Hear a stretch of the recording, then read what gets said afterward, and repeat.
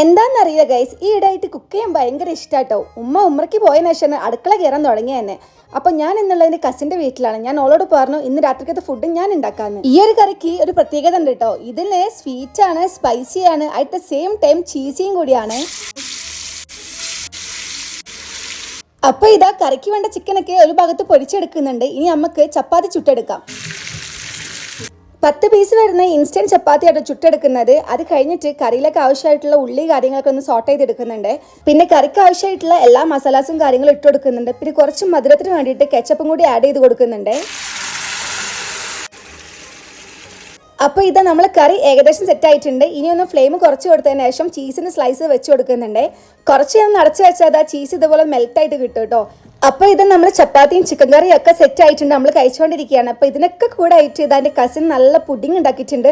അതും കൂടി കഴിച്ചപ്പോൾ ഗൈസ് അടിപൊളി റാഹത്തായി.